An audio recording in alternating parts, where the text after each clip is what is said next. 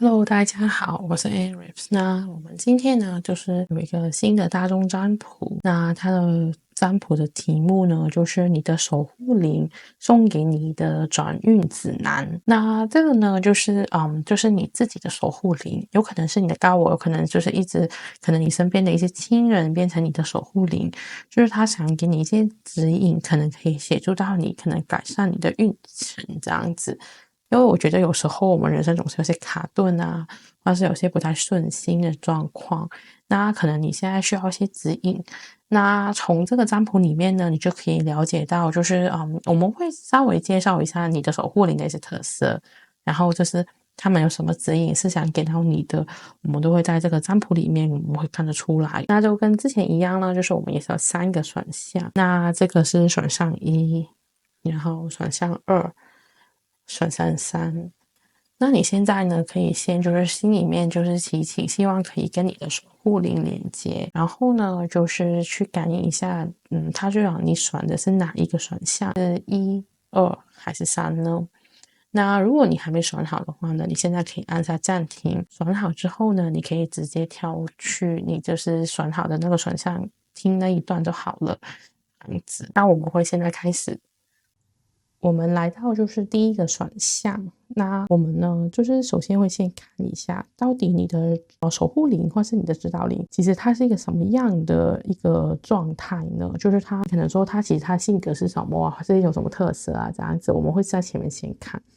那这一张呢，就是说啊，很欢迎你这样子，非常欢迎你的到来。那我会觉得，就是如果你是选第一组的话呢，我觉得你的守护灵啊是非常好客的，我可以这样说，就是他可能很想跟你连接，或是他其实很欢迎你，可能跟他多一些了解的感觉，就是他非常是欢迎你的到来，而且他是有种很放心，让你很安心的感觉的。我觉得你的指导灵，就是我觉得是有很贴心的感觉。OK， 我们再看一下到底指导灵有什么特色。那如果呢，它就是一个神性动物的话，它就好像一只袋鼠。袋鼠有什么特色呢？就是它袋子里面是有一只小袋鼠的嘛，他们会在袋子里面养它们这个的幼儿这样子。那这个的话呢，有什么特别呢？因为呢，其实它就是一个很和平的战士。他们会说，大家都知道，就是说，其实袋鼠呢是一个，它会去抚养它的孩子，在它的口袋，它会守护着它。那它的特色就是说，它其实只要遇到危机的时候，其实袋鼠是很厉害的，因为我们知道它可能会打拳击这样子。所以的话呢，我会觉得就是如果你问我的话，我会觉得你的那个守护灵其实它不是没脾气，就是他会就是我觉得他很细心的去滋养你，然后给你很多的爱。可是当你遇到有危机、有威胁的时候，我觉得他会挺身而出，就可能会帮你打回去啊，或是会替你感到不平吧。我觉得如果你在伤心的时候或是难过的时候，他可能会更加想说，哇，为什么啊你要伤心啊？你不应该被这些人欺负啊。我觉得他是一个很有正义感，而且很为你着想的一种守护灵的感觉。好，那我们会看一下他有什么话想跟你说。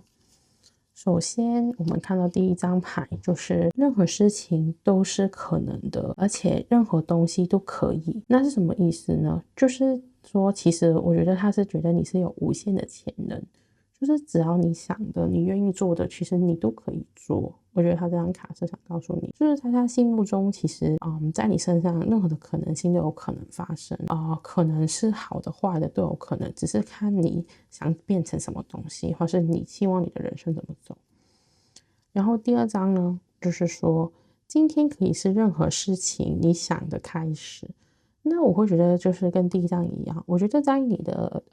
可能你的显化力其实很强，就只要你愿意做你很想做的事情，其实那你就会成功。我觉得他是想告诉你，其实你是一个非常有能力的人，只要你想开始的，只要你想，重点是这个想，你愿意你想做的东西，我觉得他都是很鼓励你，而且很高兴你会愿意去动或者愿意去做这样子。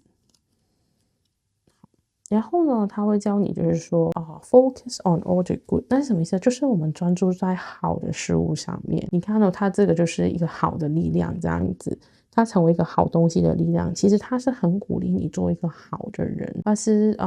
就是我觉得他说不是那种要很盲目的对人好，而是说你要对自己好。OK， 就是你要专注于所有你好的东西，好你的优点啊，你值得骄傲的地方啊，就是你应该把专注力放在这些地方，而不是放在自己的缺点啊，放在自己的可能你觉得自己没有那么理想的部分。你只要专注在好的事情上面，其实你会更加成功。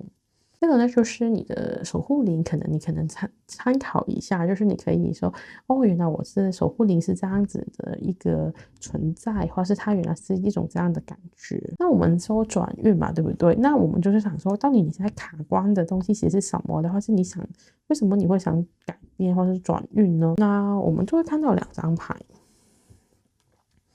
首先第一张就是瞬间的财富，第二张呢就是这个我们叫监狱吧，或是一种牢狱的感觉。那我会说，我觉得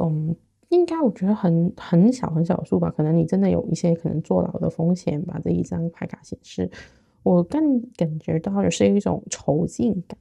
那是什么意思呢？首先，这个突然以来的财富，就是说，可能你卡关了，就是说，为什么我现在好像缺了一些资金，或是我很需要一笔钱去帮助我，希望天突然掉一笔钱给我，好像你现在卡的就是说，为什么这个东西这个机会还没出现，或是为什么好像还是有一个很大的缺口，我需要一笔突如其来的财富去满足我这个需要。我觉得你现在卡的点是在于这个地方，所以你可能会有种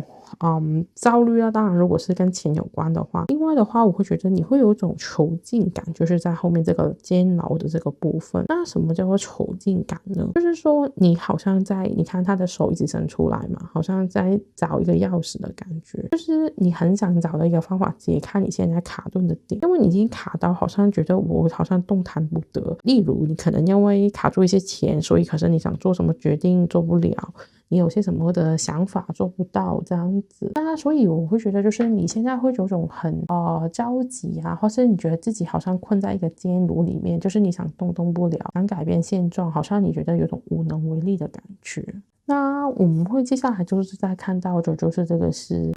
宝剑6。那宝剑6的话呢，是一个正位的宝剑6。我们先看一下这一张牌。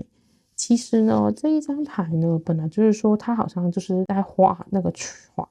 然后准备离开这个危机。那我们会觉得就是说，你看到他其实这里他是好像有个目标，有个目的地。虽然这个屋子呢看起来不怎么样，可是呢，我会觉得就是它好像是会飞的，因为它有羽毛。我会感觉到像一种空中的庭园，或是一种梦想的感觉。所以我会觉得就是你现在好像其实你有在努力的一直划这个船，希望有一天就是你可以离开这个监牢，去到你心目中这个会飞的天空之城，给我的感觉。所以我觉得你应该有很努力。就是我不觉得你是一个很轻然放弃的一个人吧，我会觉得从这几组牌来说。那你的困难呢，我会觉得就是说你现在遇到可能还会有一些就是什么问题呢，就是我会觉得是雷诺曼卡里面这个扫把来说算是有一些算是一种小人呢，或是我们可以说一些负能量的部分，就是可能你会感觉自己有点卡关，好像是有些人在影响你啊，或是有些稍微不顺的是人跟人之间的关系，所以或是你是被一些人所拖累所导致的，给我的感觉就是你很想拿这个东西赶他走开这样子，或是你想就是去清理啊清扫一些东西，是一些旧的东西，可能是旧的习惯旧的人脉关系这样子。另外呢，我们还会看到小孩来说，你会看到他有点郁闷的感觉，但我不排除有很小部分的观众其实就是卡在生小孩这个事情，或是在这个关于小孩这个议题上面有些困难。那另外我会觉得就是说我会觉得你的内心的内在小孩可能是有点不快乐的，就好像你有些想象的东西没办法满足，发现你有些理想没有达成，所以你没办法很开心的去施展你的自我，你会觉得有些缺乏的感觉，所以你好像有种闷闷不乐啊，或是你的一种很多的一些初心，或是很多你的理想好像没有办法完成。好了，那我们会看一下到底你的守护灵告诉你用什么心态呢？应该首先我们第一张看到这个紫罗兰，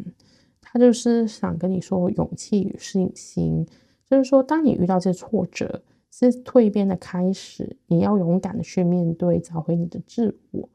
我觉得刚刚的挫折呢，我会觉得你的那种我觉得心里面的东西可能比实际上环境上更大，就是你可能自己给自己压力或是你自己对自己的一些想法。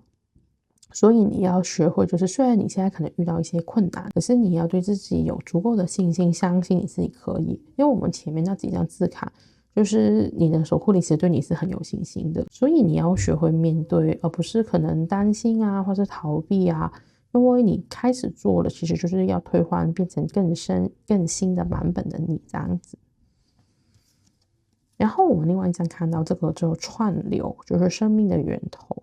他说你要用沉静的心去面对目前的生活，你的人生将会变得不同。那可能因为我当然觉得就是如果你有种囚禁感的话，你一定会很焦虑或者很着急，想快速的去做一些什么事情去改变。可是你现在反而要静下来，好好的去过你现在的生活，不用焦急，不用担心。因为只要你慢慢的放松下来之后，新的能量就会再重新开始，你就才会走到一个正向的循环，就是你才会回到一个好的开始。那所以我觉得最重要，现在可能你第一步的要做的就是调整你的心情，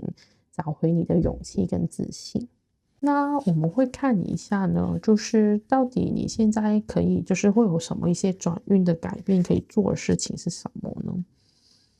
首先第一个我们抽到的是狮子座，就是创造力。那狮子座的创造力在于它就好像一颗明星，他会去生一些他喜欢的东西，创造一些东西。我会觉得这一张卡跟之前我们看到的字卡是有呼应的，因为他说只要你愿意想的东西都可以出来，所以我觉得你要创造的是你理想的环境，你理想的人生。所以你要去聚焦的就是说，我想要的是什么？我希望变成一个什么样的人，或是我希望拥有一些什么？我希望我在做一个什么样的职业？我希望我的人生怎样？透过这个创造，我觉得你的人生会慢慢去调整吧。我会觉得，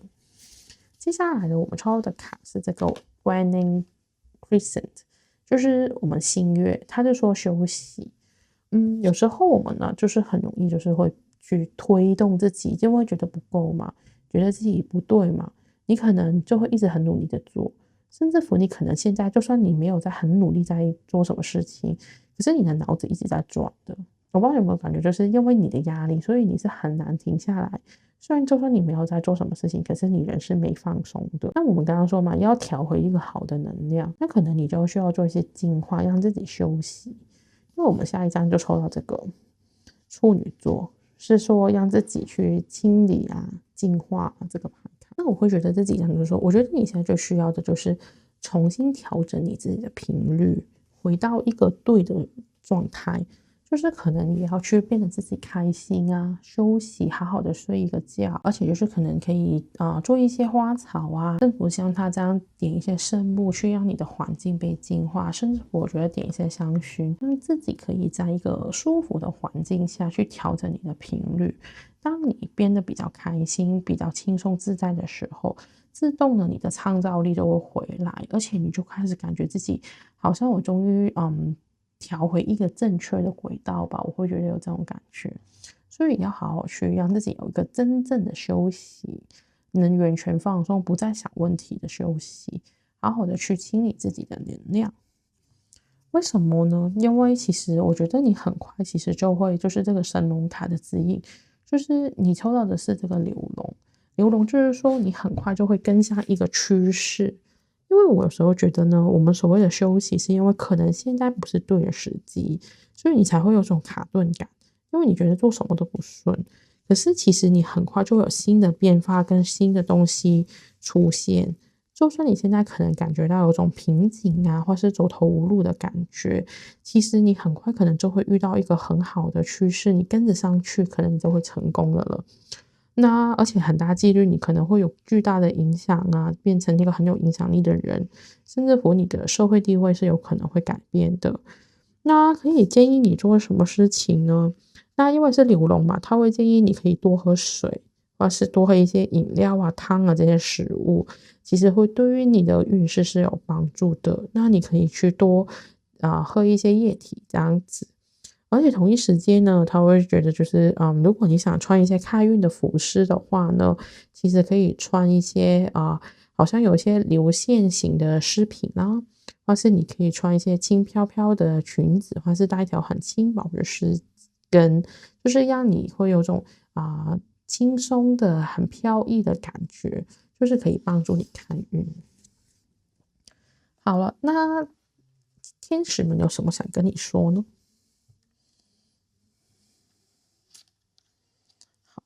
首先呢，我们第一张卡告诉你 "It's up to you"， 它指着你，就是说，其实我觉得关键真的是很在于你的想法跟你的心态，因为他说全部都是取决于你，就是你现在这一刻该开心，或是顺畅，或者你运气会不会变好，就是取决于你这个人。就是你今天相信你会变好，我相信你很快就会有新的运气过来。为什么呢？因为我们下这张牌抽到的是，接下来就是几个星期之内，可能你就会看到新的改变。因为这里我们看到有个好像有种太阳要出来的感觉，我觉得可能你很快的在这几个星期之后，你慢慢就会看到一些新的变化、新的变动，你会看到希望，你会看到改变。因为他说这个现在的状况将会改善。我觉得就是越来越变得好吧，都是刚刚好有个光照到你，你好像跟着光去走，你好像找到你的指引这样子。所以现在这个时段你在等候的时候，你重点就是要调整好自己的心情，让自己去转运。好了，那转运之后会变什么样的状况呢？我们可以看一下这个牌哦。首先呢，我们看到这一个就是钱币的骑士。如果是钱币骑士的话呢，首先呢，我们会看到这里有一只猫，它就是这个是在正位。那其实呢，其实你会发现哦，你看到有一碗的这个谷物片在这里，他们在吃。可能呢，就是其实你很知道你要的是什么。你看这只猫，它虽然它很用力的去希望看到你在吃什么，可是其实你会发现，你知道这个东西不是你要的。因为其实你是没有看着那个食物，你是看去别的地方。就是说，其实你知道这个东西不是你吃，也不是适合你的东西。你要做的就是说，你要去得到这些礼物或者得到适合你的东西的话，你首先要搞清楚到底你需要的是什么。然后呢，你要设定一些很实际的东西，最适合你的东西，你就会成功。你的成功需要有些等待，有些耐心，而且有持续性，就会看到成果了。就是首先你要学会就是认清楚你现在这一刻要的是什么。好像我这一刻假设我希望可能增加收入，那你可能要设一些目标去怎么样自己增加收入。可能你希望的可能做一些兼职，或是你希望的可以是说我们可以有两种选择嘛，要么就是增加收入，要么就是减少开销嘛。你就可以去定一些很实际的目标，例如可能减少每天喝咖啡的次数，可能就不要去买那种咖啡了，你可以去泡咖啡，或者甚至乎可以戒掉咖啡。你可以戒掉一些可能就是可能不能说非常重要的消费啊，或是甚至乎你可以做一些很实际的东西，就是我可以去找兼职。或是我怎么去按一个收入，就是可能以我现在的收入，我怎么去开始存钱，就是你可以慢慢去做一些东西，去让自己安心，然后慢慢的去实现你的目标，也可以帮助到你去改善。我们跟着看到了就是这个32号牌，那就是我觉得是一种变化的感觉。那这一张牌呢，里面这个它是一个植物的牌卡，因为你看到很多这个叫假珠桃的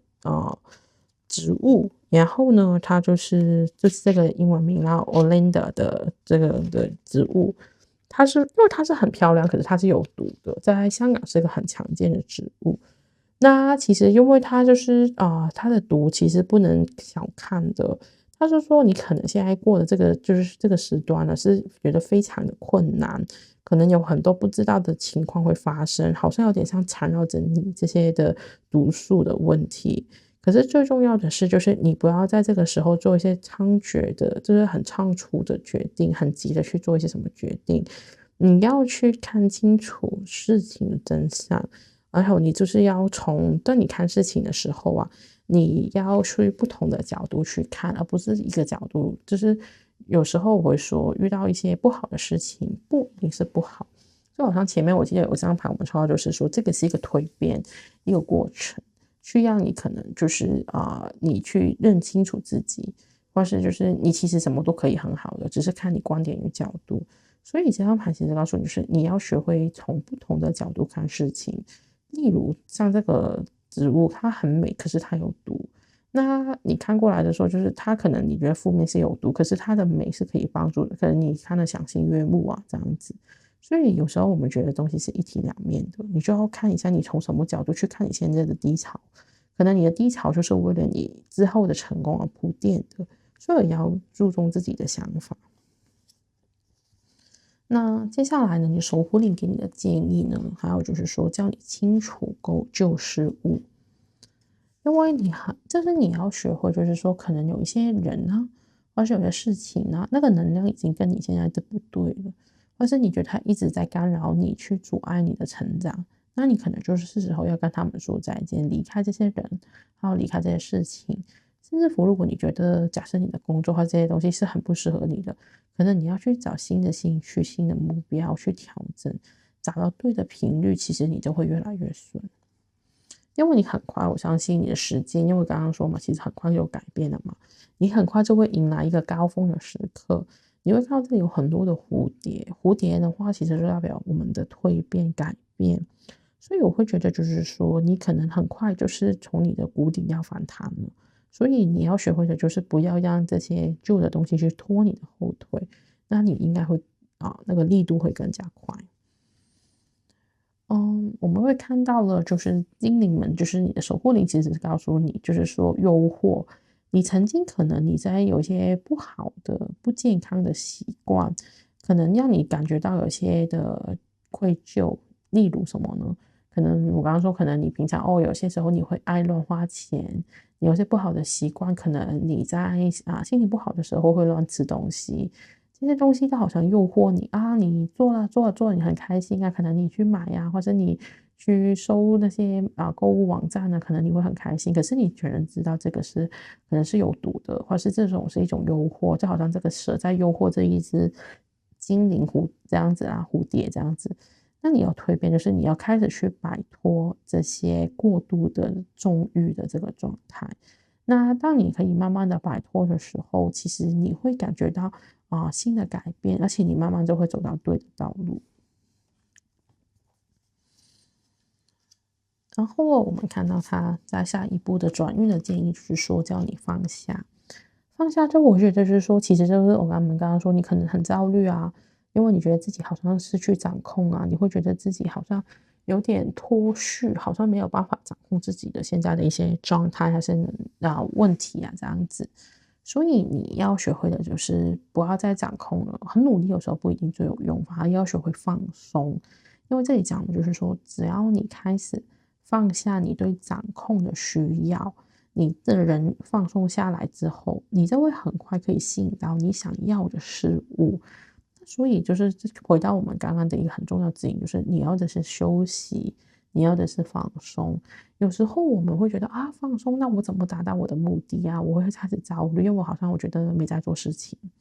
其实不是的，有时候我觉得就是放松，可能你的头脑才能清醒，或是你可能才会知道我现在这一刻应该专注在做什么的事情才是对的。所以有时候真的要让自己完全的放下，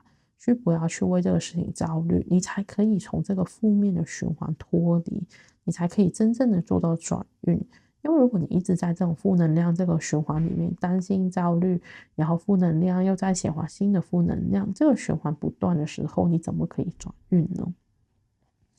接下来我们看到的建议就是展现个人特色。这一张我觉得跟刚刚那个狮子座的牌其实是很大的，因为你要允许你的真实的自己去展露这个风采，因为你是很棒的。那所以我觉得就是说，其实你是很有创造力，你很有个人的主意，你的想法很多都可能是很好啊，很值得去使用的。所以你要去相信自己有这个能力，让自己这些特别的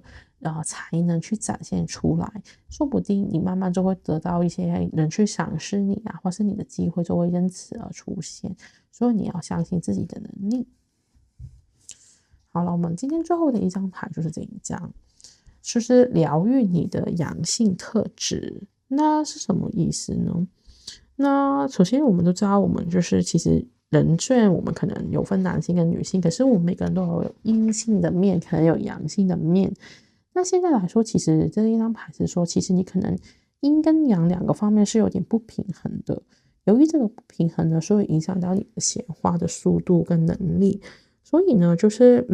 你很多时候呢是在这个人生现在很多问题上面，你好像就是变成好像显化了一些你不想要的，或是在逼自己要去努力的去寻求一个解决吧。就是你好像很想找出答案，因为你很想有动力啊，很想让自己有行动啊，这样子意思。可是呢，因为你现在的问题就是说，你会消耗很多你的阳性面这个能量，所以呢，这一张卡抽到的时候，就是告诉你，首先可能有关于你跟一些男性之间的关系啦，或是你跟一些你自己的话是怎么看待一个健康的关系呢？你会不会其实在一些自己跟自己的关系，或是跟其他人的关系，会不会有失去了平衡？你会不会开始觉得自己有时候其实是有些矛盾的？就是你可能心里面会有种矛盾，就是说，我想休息，可是我又觉得自己没有在动，或是你会觉得自己好像做了，又是没有那个动力，就是你会好像有失去平衡的感觉。就是好像我刚刚说嘛，你想休息，你又会焦虑，因为你觉得你东西没在做，可是你做的时候呢，又提不起劲，好像觉得我好像没有什么想法，或是没有什么动力。那你要做的就是你要去疗愈的你的阳性面的话，这个可以怎么做呢？这里的话就是其实会建议你，就是说你可以拿一个笔记本加一支笔，然后呢，你就可以记下一些就是任何你觉得让你痛苦的事情，从你过去的，或是有什么事情让你对自己失去了信心，好像你有什么事件是失败的，或是就是觉得很影响到你的就是情绪的事情，或是觉得让你觉得很不安全感啊，或是让你的情绪很波动的事情特别是可能是跟其他人有关的。假设可能你跟你妈妈，可能你妈妈有批评过你啊，这样子，你就可以把这些东西写下来。然后呢，你就要在这些事情上面去检讨，到底从这些事件里面，其实它为你带来什么问题，它有让你哪里受到伤害呢？然后呢，你就要开始去想一个方法去疗愈你自己。那我刚刚假设我这样说了，就是说假设可能你妈妈可能说你，然后你现在就是不务正业啊，或者你的工作不赚钱啊，这个让你可能对自信受损。那你可能就要去疗愈，就是说去思考这个问题是对的吗？我真的是不再做对的事情吗？还是这个其实你想做的事情，只是还没看到效果了？那你要去从新的角度去看，然后你从这些东西里面怎么样去学习到什么东西，让你成长，让你怎么成为更完整的自己？那从这个过程之中，其实在一个问答提问的这个过程里面，其实你慢慢就可以从你过去的一些限制性思维去移除，就好像你不会再对自己没自信心，因为你理清楚这个只是一些人对你的想法，而不是你真实的自己。那这样子的话，就可以成功疗愈到一些你的阳性面这个部分。那我希望呢，这一次的转运指南呢，这个呢是会给到大家的一些指引，或者知道怎么样可以让自己的运程更顺利，或者你可以知道怎么样自己改善变得更好。我希望你有收到你指导灵给你的讯息。那如果你就是听完之后有什么感觉啊，或是你觉得对你现在的状况好像有对应得到，我也很欢迎你在下方留言给我。那我非常感谢你今天的收看，谢谢你，拜拜。Hello，那我们呢现在开始就会来到第二组的解牌了。那我们第二组的牌卡就是这一张，就是主牌，就是这个 holding hands， 就是说手拉着手的意思。那我们首先会看的就是我们的题目，今天就是你的守护灵想送给你的转运指南。那我们首先要看一下，到底你的守护灵是一个什么样的存在，它是有什么性格，它是给你什么样的感觉？我会觉得就是，如果是你身上第二组的话呢，你的守护灵其实一直都有在好好的去守护你。为什么我这么说呢？它的感觉就好像它是大手拉着你，你都这个小手，好像它一直都在拉着你啊，很慈爱的陪伴你啊。你会看到后面这个图画，就是好像两个人合作胜利，或是他在帮助你度过一些难关。所以我觉得你的那个守护灵的给我的感觉，就是他其实好像一直都在你旁边支持着你，他是给你一些指引，去带你去走你的人生的这一条路，特别是遇到一些问题的时候，其实他都有很坚定的去守护着你啊，这样子。那我后面又看到，就是以动物来说呢，他就说它是鲨鱼。那鲨鱼是什么呢？它是一个很有 power 的，就是很有力量的，又很和平的一个战士。那它是怎么说呢？因为其实首先我会觉得大家都知道，鲨鱼其实就是很凶猛的一个动物嘛。我相信大家都知道，就是在海里面，基本上它就好像一个霸王的状态。所以我会觉得，就是你的守护灵啊，其实它是很有攻击性的。特别是在一些对你不好啊，或是一些很重要的情况下，它都会很好的去保护你。而且呢，其实就是关于这个鲨鱼呢，在这个灵性上面，就是说它是一个很有纪律、很有就是责任心的一个动物。所以呢，它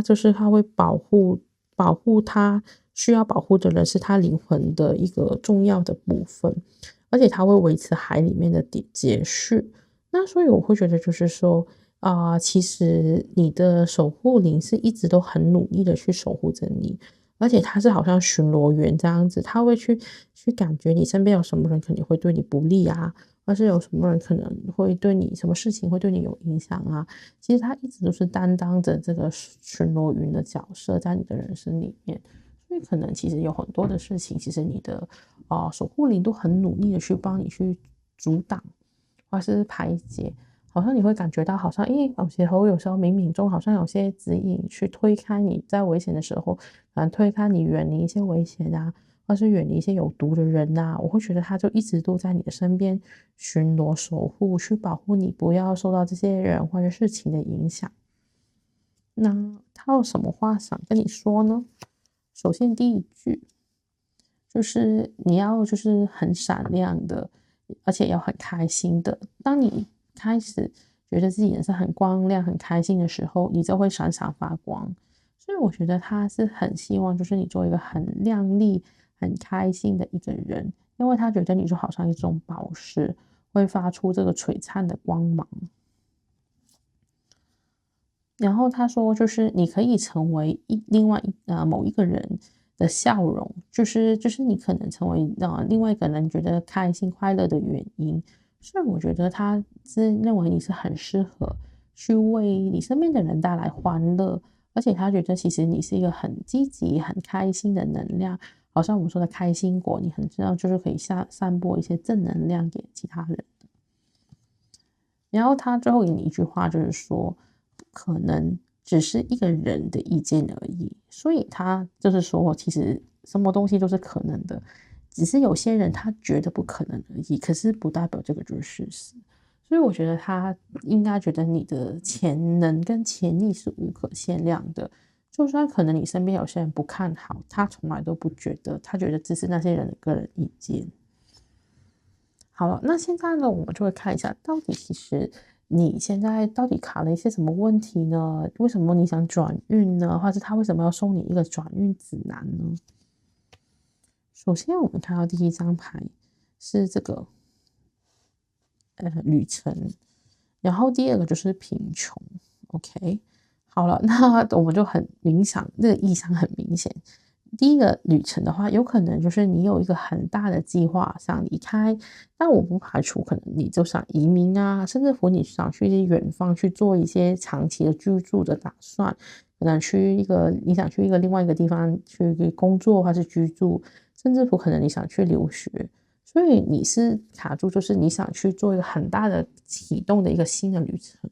或是开一个新的，就是离开了这样子。因为你看你是打包很多行李的，所以我相信这个是一个非常大的决定。你想去改变你的生活环境也好，你的人生也好，就是你想做一个很大的决定。可是因为你应该还没成功，所以你现在有种卡顿的感觉。第二个呢，就是我们说贫穷，而且我会觉得就是你现在的贫穷呢，有点像。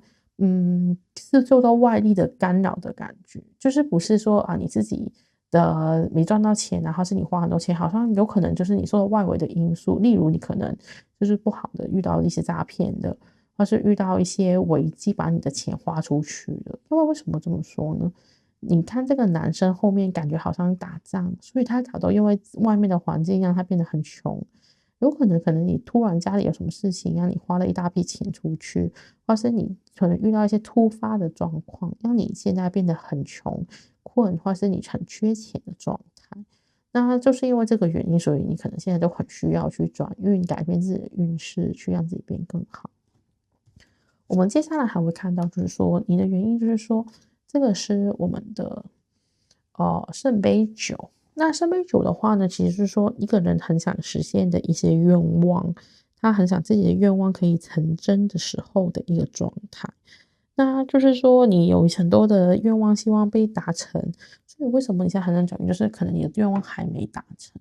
就是其实你看这一张画虽然有点奇怪啊，可是它就是其实说好像你有很多个头，里面都是一个愿望一个想法。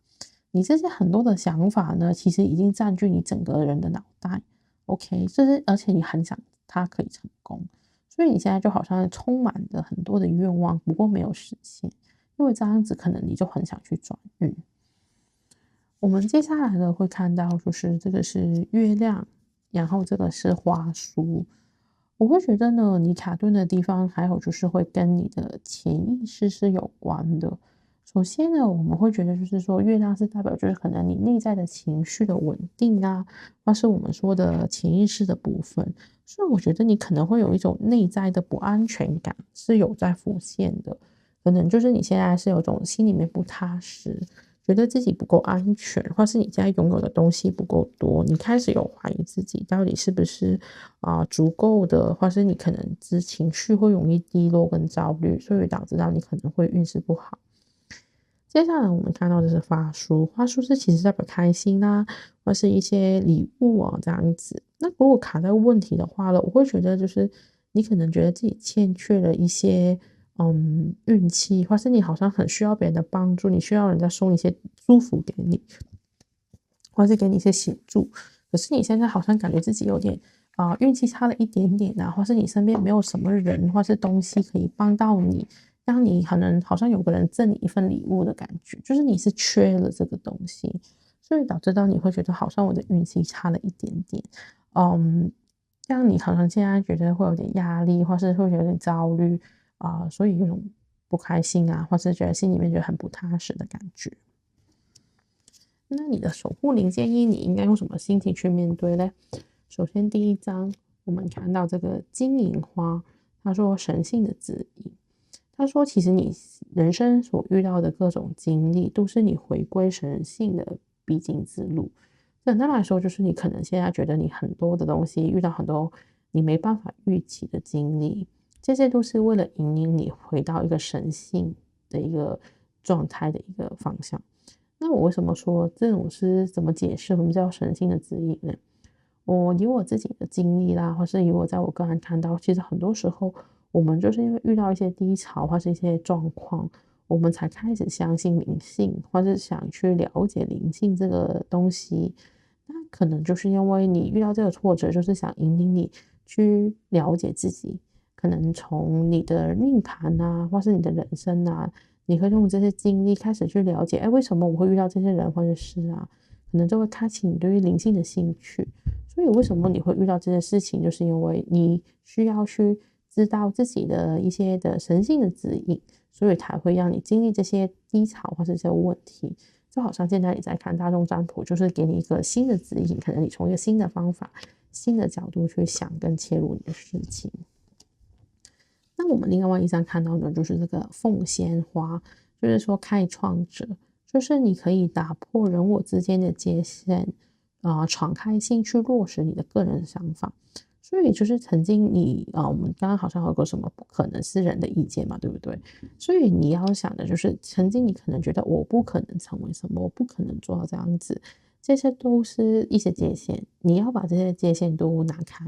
其实你只要想的东西，你都有可能去做的，因为你就是一个开创者，你可以创新，你可以变成什么不可能的东西变为可能。那你要相信你自己。好了，那我们转运的话，会转运在什么的状态呢？首先，我们抽到第一张的是金星，就是这个爱情。然后我们抽到一张很好的牌，就是幸运点，OK。然后就是这个，就是摩羯座。那首先第一章呢，我们不用说金星代表爱情，那我觉得你转运有可能你会找到一个很好的伴侣，去帮助你，去辅助你去现在的改变。所以我觉得你可以对感情这个好处，可能是一个转运的一个重点的一个部分。然后呢，我们抽到这一张很好的就是幸运点的一张牌，就是你会变得很丰盛，你会有很多资源，可能会随着这个转运的过程而来。所以我觉得你要保持一个很乐观积极的心，就是你才会感觉到好像有阳光出现，你会获得一个丰收的感觉。那接下来我们看到这个摩羯座，就是说这个就是持续，就是好像你如果想爬那个高山，你是一定要持续努力的走一直要往前走，你才会走到你的山顶那个高峰。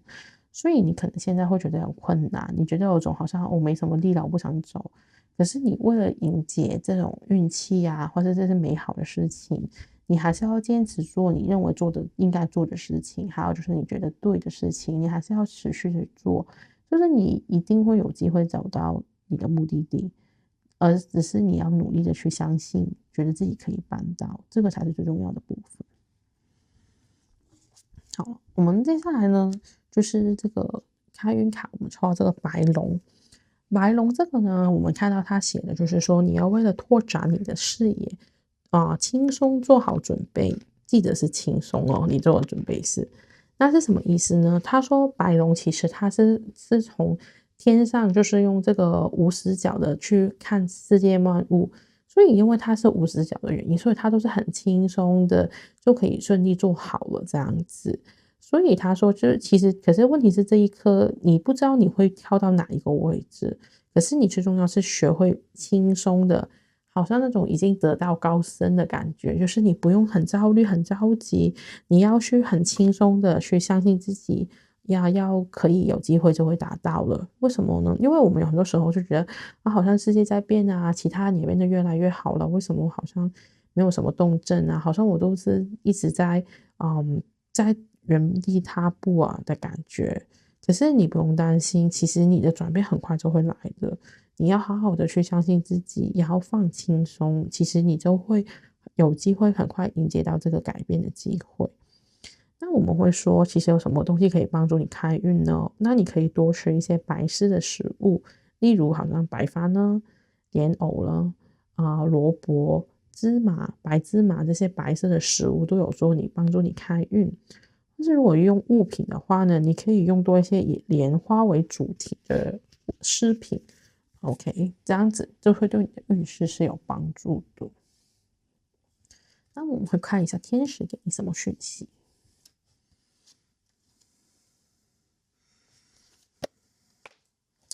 好，首先我们第一张看到 No， 然后 Wait， 然后最后一张是这个很大很开心的改变。首先为什么 No 呢？因为我就有跟他们连接的时候，他就说，因为叫你不要再胡思乱想，或是不要再去觉得自己可能没有能力，所以你要停止的是不要再有负面的思考，然后就是等待。你发现这个等待它是拿着一把剑的，为什么呢？是因为你很快就可以有机会去做出一些攻击或是一些行为去行动，可是现在这一刻你要的是好好的内心的去等待对的时机出现，你才会这把剑才会用在对的地方，那你很快就会迎来一个很大的很开心的改变。所以我只能说就是好像我们说黎明来到之前就是比较黑暗的，那你可能现在会觉得自己很迷茫或是可能自己觉得现在好多的东西卡顿那你不用担心，很快你就会见到真正的光明，还有一个很大的改变会出现，所以可以不用太过焦虑这样子。接下来呢，我们抽到一张牌呢，就是这个逆位的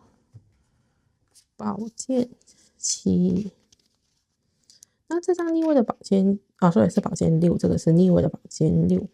那其实呢，就是说你可能现在感觉到有点低潮，可是你很快就可以继续走的了，在一个就算是一个比较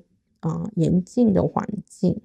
就是那为什么这么说呢？就是有时候我们可能像这个猫，它在伸展嘛，对不对？可是有时候你在伸展的时候，不小心像它伸出它的爪子，不是爪到那个地毯，然后会抓破嘛？可是你本来不是想抓这个的啊，只是因为它刚好你的爪子就是陷进去了，就是好像然后就把你卡住。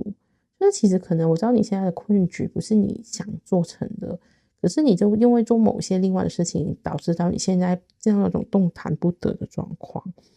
可是问题是你不用担心，因为其实你很快其实就可以去有机会有得到一些帮助去改变你的事情。例如可能你的主人会协助你把你的爪子拔开，你就不会再卡住了嘛。而是你可能就是慢慢的松开，其实你就可以回到一个好的姿势，你就不会再卡住在这个地毯上面。所以你要做的事情，就算现在动弹不得，你要去放松自己，慢慢的去把这个困局解开就好了，不用担心。那我们下一张牌呢，是抽到这个花的牌，就是这个 Buttercup。那 Buttercup 这个花呢，它的特色呢，就是说，它是一个在这里是代表一个春天的花呢。那它有什么特色呢？就是说，它其实是一个很美丽的花，而且呢，它这个花呢，它其实我们是一个非常随便都可以在就是哦、就是很容易会见得到了，因为这个是一个外国的牌卡，确实在外国是很容易见到这个花的。那它总是会出现在不同的地方。那它是有一个传说，就是说有一个王子，其实就是跟一个很美丽的仙女去堕入爱河，所以呢，他就是每天都在想念她的美丽这样子。久而久之呢，他就会觉得这个花呢，就是觉得他们就是好像他们的定情之花，因为他经常想起他的时候，就会看到这个花。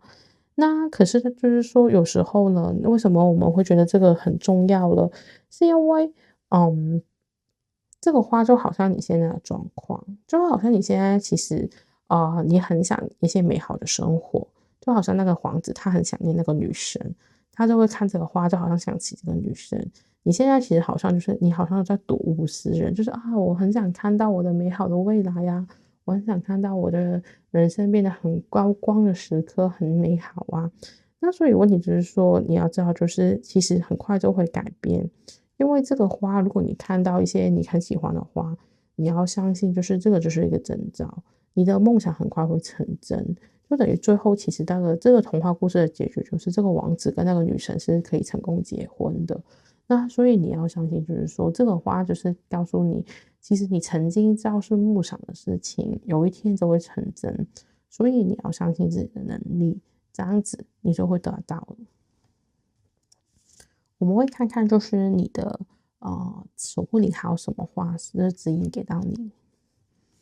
首先第一张呢，就是这个内在事项。那这一张卡是什么意思呢？就是说你其实要好像这个女生开始去想一想，你内心里面真正渴望拥有的是什么。你看到这里有好几个风景，那你其实你真正想要的是你想要的，还是这个世界框架告诉你需要呢？因为我试过，就是问一些我的个案，就是说，诶，其实你今天想得到的东西是你想要，还是你妈妈想你要的？就是真正是你需要的东西，或是真的是你最想达成的目的跟理想吗？你首先要搞清楚这个东西，为什么呢？因为我会说，就是如果今天那个东西不是你真正想要的，有时候不知道你有没有试过，就是得到一个东西，其实最后你觉得人人都想你得到，可是你得到其实不快乐。因为如果你不快乐，其实就会显化一种负能量，就是你会变得就是好像会显化更多让你不开心、不快乐的事情。那所以你要先理清楚，到底你现在想要的东西是不是你心里面真正想要的东西，这样才可以让你真的有这个能力去显化，去吸引出最想要的结果。另外呢，就是重获平静，就是我觉得你要学会，就是你要学会静下心，好好的去休息，因为可能在休息的过程中，你才可以慢慢的去跟自己对话啊，跟自己了解啊，可能你才会了解到自己心里面真正想要的东西，或是可以追求你最想要的感觉。我们看到了，就是接下来他想跟你说的就是希望。他说，其实希望一直都在，就算我们看不到，有时候乐观的、积极的，其实可以帮助我们改变很多负面的能量，从负面变成正面，这个就是我们所谓的转运了嘛，对不对？所以你要对自己的未来要抱有希望，这不是说假希望或是什么很乐观的精神，而是你真心相信，你知道你一定会成功的时候，其实这个希望会为你现在的能量带来一个很大的转变。我们接下来抽到有2张牌呢，那我觉得有趣的是因为第一张是女儿，说问题的解答与你的女儿有关。那我不确定现在在看这个观众的话，你有没有小孩？那如果你没有小孩的话，那这张卡是什么意思呢？我会觉得就是有点像会就是说，你可以把它当成你是一个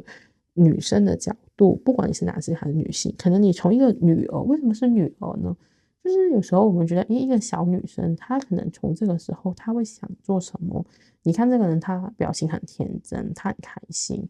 那你可能要回归到有种好像比较小孩的心态去想你的事情。就是你只是，如果你是想想，如果你是10岁的小孩，其实你每天只是想得到一些你最想要的东西、最渴望的东西，可能玩一下游戏啊，可能买一些可爱的东西啊。那你的快乐是什么？什么才是你追求的？我们有时候长大嘛，真的是会忘记曾经其实自己有什么东西很喜欢或很想要。你可能就是从这个东西回到你的初心，回到你小时候的那种心态，可能你就会找到真正你想要的答案。另外呢，这个是婚姻啊，当然我很相信说，如果今天因为我们今天有说爱情嘛，说不定有可能你的转运就是你很快就会找到一个对的人跟你结婚啊，我觉得是有可能的。或者来说，就是有可能已经结婚的话，就是可能你的另一半其实可以帮到你，在这个转运的过程中给到你是资源跟帮助。所以呢，你要感觉到开心快乐的感觉，对于这个合作的关系也可以算，我觉得就是你可以很快的，可能有可能迎接到一个很适合的对象去跟你一起合作，去完成你的梦想。那我们今天呢，最后一张牌呢，就是这个聆听你的内在指引。因为其实他的意思是说，很多的智慧都在你的内在指引里面。我觉得这一张牌就跟我们今天的主题非常配合。你的内在指引就是可能你的高我跟你的指导灵跟守护灵。那这个聆听你的内在指引是什么意思呢？就是在现在这么纷乱的世界，很多时候我们是很容易迷失的，甚至我们很容易就会跟我们的内在指引失去联系。所以呢，如果你很经常都会有一种纠结，很不停的先去调整一种想找寻自我的感觉的时候，就很大几率就是你因为受到外在的因素干扰，让你失去你的内心的内在平衡。其实呢，就是你的内心是有个声音，经常想跟你发讯息啊，告诉你他怎么样你去过得更轻松，过得更开心、更愉快。所以呢，你要给自己一些时间跟空间，好好去聆听你内在的声音跟指引。不要让自己呢，就是被外在的东西或是外在的声音所影响，而忘记了自己本来的这么多的指引，从你内心出发的指引。你要做的是打开你的心，然后去听这些充满智慧来自你内心的声音。所以呢，他提醒着说，你的内在的声音可能会透过梦境啊，透过一些你的对话，甚至透过一些讯号啊，或是一些图案啊，出现在大自然，例如可能什么天使数字啊，这些东西会有可能会出现，去给你一些提醒。那所以的话，你要好好的去了解这些内在的声音，去调整你的频率去听这样子。那他是说，其实呢，你可以透过什么样的帮助呢？他的建议就是说，你的耳朵其实就像海绵，其实每天都会吸收很多不同的资讯。有很多时候，其实有很多的声音，你可能没有注意到，因为你只会就是因为其实我们人可能身边其实我们每天可能会听到很多声音，我们其实只能集中精神在一些很少量的资讯里面。而且呢，很多时候我们听到的这些资讯都是负面的，而且负面这些的想法其实会影响到我们的身心灵，甚至我们的情绪。那所以呢，你每天呢开始要注意你身边的一些声音，然后看看自己有没有被这些声音所干扰。例如好像我们不是每天可能都有去滑手机，可能你看到一些资讯，例如我们看到一些灾害呀、灾难，我们会觉得不开心嘛。所以你要学会就是怎么样去分辨，其实有时候我们的心情或是能量会不会受到这些东西的影响。你可能就要学会，是不是要学会有时候要封闭你的耳朵，封闭你的眼睛，去离开这些负面的讯息呢？你是不是要开始去好好的思考，你想听到什么，你要知道什么呢？那你可以做的事情就是，你可以从你选择的音乐，因为其实好像有些人喜欢听一些很惨的歌啊，或是什么悲情的歌啊，其实这些也是反映在你的心的。那如果今天你想让自己变得正向、变得开心，可能你要听一些比较正向的音乐，或是比较正能量的东西，其实才会可以从底层里面去帮到你去改变。所以呢，你要去了解，就是说，你到底其实每天在接受什么资讯，你会不会去改变你接受到的资讯，或是换成一些你应该要听的资讯呢？那你当然呢，这些问题你可以用纸跟笔写下来。到底你想让自己变成什么样的人？你要去筛选对的资讯来到你的身边。当你好好的去做这个日记，去了解自己今天收到什么资讯啊，我应该让我自己收到什么资讯啊，持续的话，其实就可以帮你调整你的频率，就是让你的人的想法跟思维变回一个你想要的样子。就是这一张牌的一些建议啦。那我希望今天呢，就是这个守护灵给你的转运指南，你可以好好的收到。那如果你在这个的刚刚占卜里面听到什么的事情，你觉得跟你的现实生活啊，或者你现在的状况还有对应的话，我非常欢迎你可以给我留言，也非常感谢你今天的收看，希望你很快就可以有新的转变，感谢你，拜拜。Hello，我们现在来到第三组的选项。那我们今天的题目呢，就是你的守护灵送给你的转运指南。那我们首先看到这个第三组的主牌呢，就是说下雨过后的味道。那这张牌是代表什么呢？我们会首先看一下，就是你的指导灵其实是一个什么样的指导灵。那我们会发现哦，就是不知道大家有没有在下雨过后的时候去闻一下当手的气味，会有种好像洗涤心灵的感觉，或这种很清新的味道。那我会觉得，就是其实你的指导灵给你的感觉，就是好像那种很舒心、很净化的那种感觉，就好像它其实就好像去帮你清理你的人呐、让你可能在很混乱的社会里面找到一种归属感吧。我可能觉得这样是说，它就是你的指导灵，就是一直用这种方式存在你的身边，好像就是在你需要的时候给你一场雨。然后有种雨后味道，那种很清新、很洁净的感觉，很干净。那然后我们看到，就是说你的指导灵其实就好像这个兔子，那兔子它就说，就是去让你知道你的重要性。那其实呢，兔子我们其实很容易，其实都有机会在大自然，然后喜欢会养这个宠物。其实它就是跟盖亚的连接是很紧密的。这个兔子，那其实就是说，它的人生的这个动物的目标啊，它就是希望可能让大家觉得很纯洁啊，很善良啊。就是我们很多时候兔子动物会给我有这种感觉，就是可能它很那种很无辜啊这样子。其实它就是好像一种在散播欢乐、散播爱的一个存在。那我就觉得你的指导灵其实就是一直都很想让你感觉到很可爱的。我可能觉得就是他会觉得好像你的指导灵其实是很天真、很可爱、很纯洁。他就是我会觉得你的指导灵是非常有爱心的，而且他是很希望就是可以让所有人都觉得欢乐。当然是包括你了，除了你之外，他希望就是你也可以让所有人都觉得很欢乐。他是以所有人的利益为目标的这样子的一个指导灵。那他有什么话要跟你讲呢？首先，我们第一句来到看到的就是，你要觉得开心，不等于你要很完美。就是他觉得不用过分的去追求完美，反而你要去让自己觉得快乐，比起完美更加重要。然后他第二句送你的句子就是说，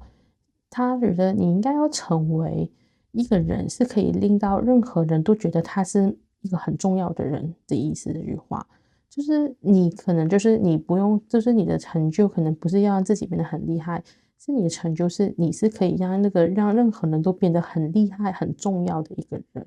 就是我觉得是很大爱的感觉，就是好像我自己不重要，可是我希望所有人都变得很重要，可能就是他觉得你的人生使命或是一个很重要的部分吧。然后他另外一句送给你的语句呢，就是说你去吸引，就是你要去吸引到底你想成为一个什么样的人。等于来说，就是你要去想清楚你想做一个什么样的人，你自然就会吸引这些能量去帮助你去成为一个你想成为的人的意思。那我希望这几句句子呢，就是有让你知道，其实你知道你其实是对你的人生有什么的建议啊，或是有什么话想跟你讲。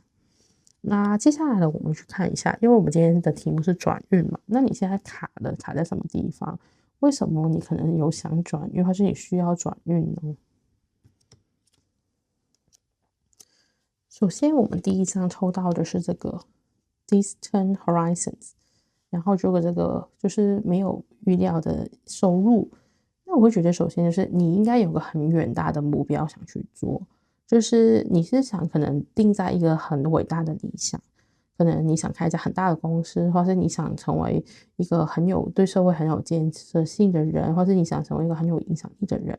你有个很伟大的愿望想去做。或是你想买一家很大的屋，让一家人都可以住在一起之类的，就是你有个很伟大的梦想，因为这个梦想还没能够成功，一个很有远见的梦想，所以让你导致你现在有点卡，或是觉得很想转运，或是加强你的运势吧，我可以这样说。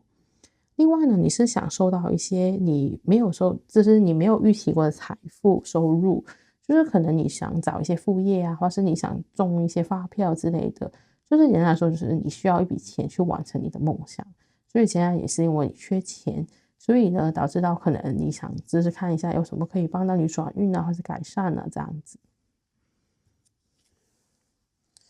我们接下来呢看到这一张牌是这个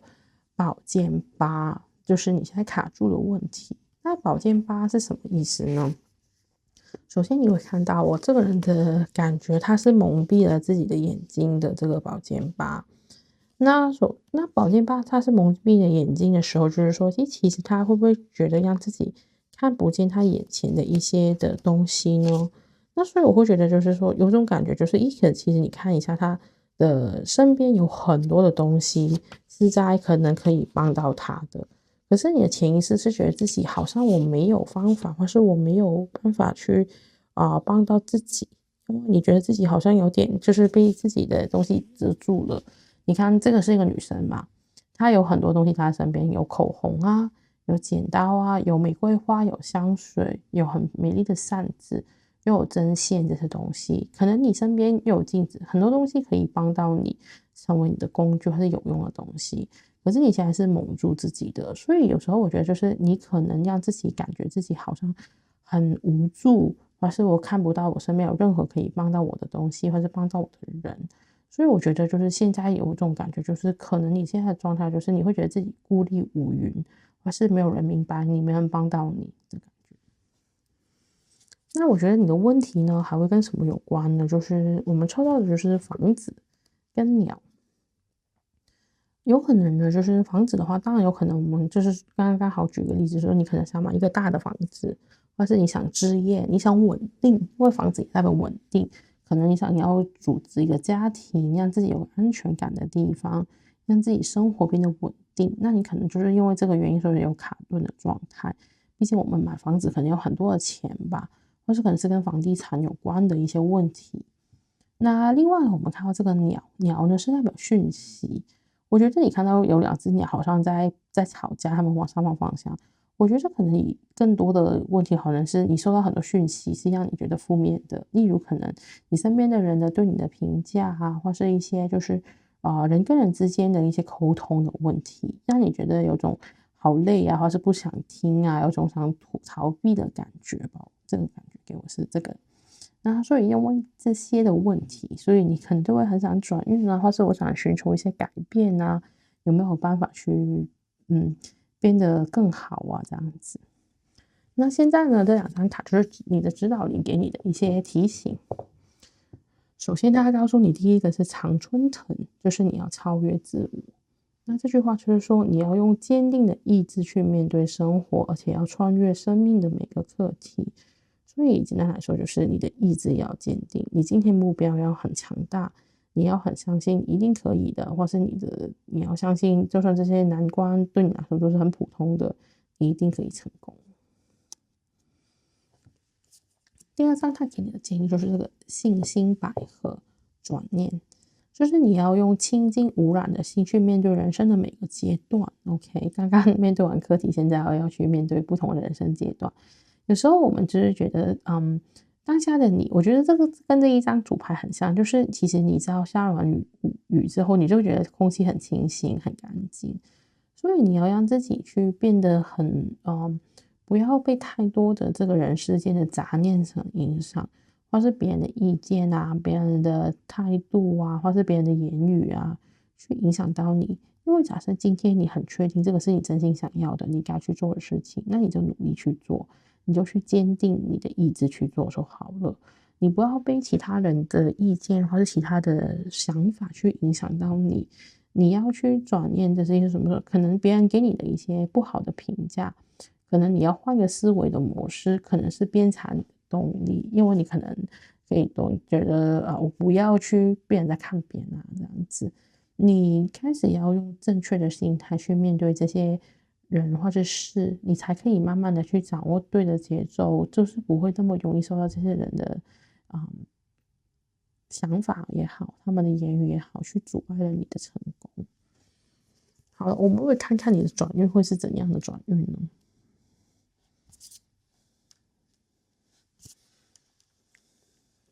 好，首先呢，我们看到第一个就是双子座，它的主题就是这个好奇心。那我会觉得，就是你要做的转运，就是我觉得你要接受更多方面的资讯。那么双子座是好奇心，就是他们是很喜欢接受很多新鲜的事物啊，或是了解很多新颖的东西。那所以呢，我会觉得就是你要好好的去了解一些你感兴趣的也好，可能你要对世界、对你身边的事物多一些好奇，说不定你会看到一些改变的机会，或是一些新的可能性。所以你要对于你现在的环境也好，你身边的人事物都要充满好奇心，让你去更多的了解，去拓展你的人生的版图。另外呢，我们第二张抽到是双鱼座，双鱼座是代表直觉力。那直觉力是什么意思呢？可能你要注意自己会不会收到一些，例如好像我刚刚说指导灵的讯息，你的守护灵给你的讯息这样子，你会不会感觉到其实他们想你干什么呢？甚至乎，当然，我觉得你可以像他这样抽一些塔罗牌呀，或者抽一些神谕卡，去给一些指引给你啊，你就可以从这些里面可能得到一些帮助，去协助你的转运。另外呢，我们最后这样看到就是这个月亮，它代表一个就是周期的循环。我会觉得这个意思就是说，你会看到好像我们有四季在里面嘛，在这个循环。我会觉得你现在这个算是一个人生的阶段，也是其中的一个循环而已。就是你可能现在觉得自己好像在这个没有什么的状态，好像很空，或是我觉得自己是个低谷，可是只是一个循环而已。你很快也会慢慢的走到完满的位置。所以呢，我会觉得就是你要学会怎么转念去看待自己的心态。例如，可能你现在觉得自己好失败哦，没有什么东西可以做啊，或是我可能赚不到钱。可是你换过来想，可能你没有之前那么忙，你有多些时间去休息，或是跟家人去聊天，甚至乎你了解你自己，去开启更多的直觉力，其实也是好的，因为可能之后这些东西会有用啊，或是你可以多一些时间去建立你的关系啊。那所以的话，我会觉得就是很多时候事情的好坏是看你怎么去想。所以我觉得你要认知到，其实每个人都会有高低起跌，或是有这个起起落落的时间。你怎么在用一个对的心态去面对这些过程，才是我觉得你在这个时候要学到的东西，然后就可以帮助到你的转运。因为呢，我们之后就抄到这个很重要，就是龙脉，它的意思就是人生的转捩点。那这一张牌呢，其实就是说，其实就是龙脉，就是每一个龙神都会经过的路。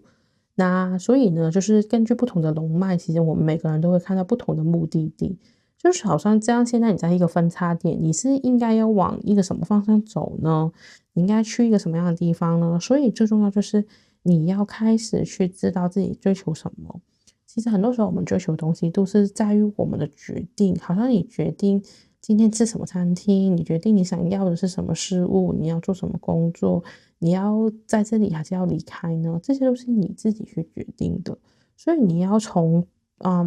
不要再为自己找借口，你要从自己日常的小事去开始去决定自己怎么做才是你想要的。你慢慢就会发现，你很快就会通往到你想要成就的未来。那如果你想帮助自己开运的话呢，你可以吃一些绿色的蔬菜，例如好像这个青椒啊、叶菜类的食物都可以帮助到你开运。然后对于这个有用的可以帮助开运的商品呢，可以是那个车票、机票、月票，这些就是可以让你去到不同地方的这个票据，就是你的开运商品。你可以看看，就是会不会对你有什么启示跟帮助。那我们会接下来看看到底天使想跟你讲什么。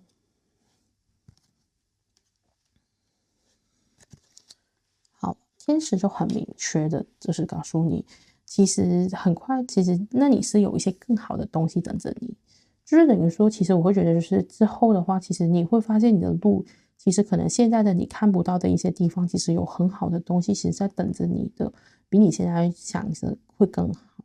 而且他会告诉你，很快就有很多机会会到来，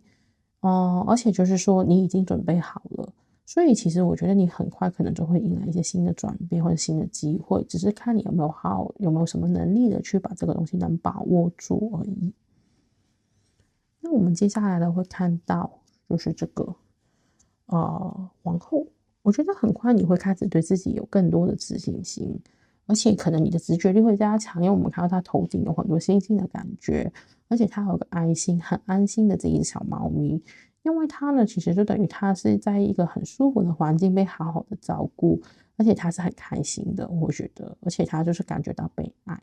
所以我觉得你其实很快就会迎来一个比较舒服、比较安心的阶段。所以我觉得你只要坚持下去，不要气馁，就是坚定自己的信念吧。我觉得走着走着就会走到对的位置，而且你就会觉得，因为皇后也代表滋养跟丰盛，所以我觉得你很快就会迎来一个丰盛的阶段。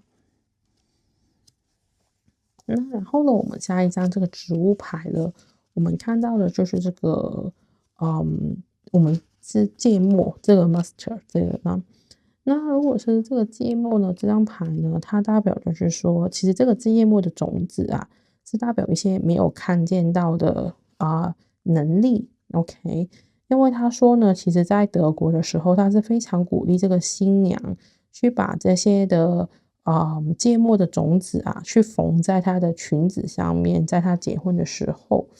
因为这样子的话，他就是说这个比喻就是说，他可以去我在结婚的时候是维持他的能力跟他的强度，可以就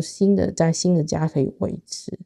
那所以的话，就是他这张牌的意思就是说，你现在的思想跟你的需要是有时候你可能是忽略了，你没有注意到。那所以你要记得，就是其实你是有对于你的快乐是有决定的权利去做的。就是有时候可能你在勉强自己在做一些你不喜欢的东西，或是你可能觉得自己没有能力去改变你现在的人生。可是他就是说，其实你是有这个能力，你有很多没有被看见的能力跟才华。这些都是可以帮助你获得你的开心的。所以呢，你要相信自己是值得拥有快乐，而且照看你自己，就是让自己变得开心，是你第一首要重视的事情。所以你应该去观察自己，怎么样自己可以快乐呢？你怎么样自己的能力，相信自己可以让自己开开心心的。我觉得是一个很重要的让你转运的方式了。因为我会觉得，就是不管你守护灵也好，或者是牌卡，都是觉得你的开心，你的这个心情是非常重要的，在你转运这个要素的时候，所以你怎么让自己开心、安稳、安定、有自信，我觉得很重要。好了，我们接下来抽到他的建议，就是做新的做法，还有这个希望与幸福。那所以的话，我会觉得就是说，你可能要做一些新的改变，可以就是加入一些新的东西在你的人生里面，不一定要很大。例如，可能我每天上班的路改变我走的路线，或是我坐不同的交通工具也可以啊。那所以你可以用新的方式去看你的人生，可能你看到另外一面，或是你会发现更多的美好。接下来就是我们看到这个希望与幸福，那我觉得它就是要告诉你，就是你要对自己的未来充满希望，而且你很快就会获得一个你想要的幸福的人生。所以你要学会就是面对不同的改变啊，或者要学会调整自己的心态，多从不同的角度去发现你人生的美好。我们接下来抽到一张牌呢，就是这个你要从你的光芒要从你的内在里面展现出来的。他是说外表呢只是一个皮囊啊，他简单来说，你真正的美丽的是要发自你的内心的。所以现在你是时候要闪耀给其他人看了，你要去自我去接纳你自己，然后让你可以反映出你真实的美丽。所以你要多去发现自己有什么强的地方，有什么长处，有什么能力。因为我觉得可能你一直都可能有看低自己啊，有怀疑自己的能力，其实你是一个很闪亮的一个宝藏来的。好，我们又看到一个很好的牌了，就是其实上天有应许了你的愿望，所以你要相信你的愿望很快就会实现啊！你不要再妄自菲薄，或是觉得自己做的不够啊，做的不对啊，这样子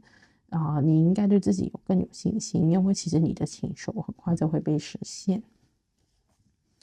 而且你可以勇敢的去提出你的要求，你要好好的去许愿，去告诉宇宙，其实你真正想要的是什么。就算你想要很多钱也好，你想要一个很漂亮的老婆，很帅的老公没关系，你要勇敢的提出，让宇宙知道你要怎么，写清楚一点啊。我觉得最重要是就是不要美，那怎么个美啊？你觉得哪一个样子是你喜欢的美呢？因为每个人对美女的要求不一样，每个人对帅哥的要求不一样，请你提出你的要求的时候写清楚，让宇宙知道你最需要的是什么，最想要的是什么，那就很好了。那我们最后一张牌呢，就是最后的建议，转运的建议就是这个，发现你的阴性面吧。如果以翻译来说，那这张牌是什么意思呢？发现你的阴性面。那这张牌其实的意思就是说，其实我们每个人呢都有阴面跟阳面在我们的内在，就不管你是男性女性，我们都有阴跟阳的存在。那很多时候呢，我们会去去可能会就是两边有可能会不平衡的意思是说，就是我们重点就是，如果我们要平衡我们的阴性的面的时候，就是要有我们的感性啊，让我们的一些直觉力啊、创造力啊，这个方面是可以生长，主要成长的话是可以让我们可以表达到自己这样子的。所以呢，你现在的阴性的方面，就是说你要开始知道，其实你是有这一面的存在，就是你可能会忽略了你自己的情绪、你的敏感度、你的直觉力这些东西。其实你的一个阴性的指引是，其实一直都存在你的身体里面的。你要去怎么样去寻找一条道路，去让你连接到更高维度的知识，让你去知道怎么去使用这些能力。你要去学会就是同理心啊，或是原谅啊，甚至乎更深的去跟你自己的连接。因为我们说原谅，不是说你要原谅别人，是可能我觉得跟他只是你要原谅你自己。可能你曾经犯过一些错误，有时候你会埋怨啊，我那时候就不该做这个决定。你要做的是原谅你自己，因为其实阴性就是你要开始去接受这种流动，就是我们说顺应这个世界的流动。既然你有遇到这些机会啊，或是有这个发生，那你就随缘吧。当你呢可以跟你内在这个部分连接的时候呢，你就会慢慢可以慢下来，让自己可以放松，不用一直去很努力的去掌控。你可以顺应这个宇宙之流的一些能量的流动。这样人的话，你就可能很容易受到宇宙的启发，或是享受到一些共识性，变得更加开心，更加快乐。那所以的话呢，他会说，其实你可以花一些时间去感受宇宙之美啊，可以闻一下这个大自然的味道啊，感受宇宙的能量啊，去发现你的内在。那所以的话，有个建议的东西可以做，那可以做是什么呢？他说你是可以把你的手放在你的腹部，那然后感觉到好像有能量在你的腹部这个位置。然后呢，你开始会感觉到好像就是你的里面其实就是你会感觉到一种能量存在。这个所谓阴性的能量也是指好像我们跟大地字母连接、盖亚连接的能量。那所以你可以感觉到，就是为什么要摸子腹部了，就是因为我们人都是从婴儿这样诞生出来的嘛，摸住自己，感受到好像一个能量跟你的母亲的连接，或是你就可以对幻想你身边的一些女性的人物的能量啊、所以呢，就算你很小跟你妈妈连接，可是你可以摸着这个腹部的时候去感觉到，哎，其实你妈妈对你有什么影响呢？你从她身上学到什么东西呢？有什么东西其实你觉得可能是伤害到你的呢？或是你有什么的东西是跟你妈妈有关，去影响到你对于阴性能量这个的影响呢？因为我们说我们跟母亲的连接，可能就是我们的情绪，因为其实我们的母亲其实是从小到大对你的教养，其实对于你的情绪跟安全感是有很大的影响的，好像她怎么抚养你啊这样子。所以透过你在这个跟你的一些母亲的一些阴性的能量的连接的时候，可能你会辨认出你现在遇到的问题，会不会是可能就是一些跟你的这些母亲的一些关系的时候，影响到你的自我认知，或是你的安全感，或是你的情绪这些方面的问题。那当你慢慢去花时间去跟自己对话、跟了解的时候，其实是可以帮助到你更加知道自己的问题啊，或是你可以去打开你的创造力啊，跟你的直觉力。那你可以去，就是我所谓的是一种疗愈吧，你可以好好的去跟自己的这些安全感啊，跟这种感性的议题啊，好好去了解自己。希望你透过这个过程之中呢，你可以恢复你对自己的自信心，或是你对于你现在的人生的掌控力吧。那我希望这一次的资讯呢，会对你有帮助，可以帮助到你顺利的转运。那如果你看到这些内容啊，有什么是觉得跟你现实生活对应的话呢，我也很希望你在这个下方留言告诉我。那我也非常感谢你的收看，感谢你，拜拜。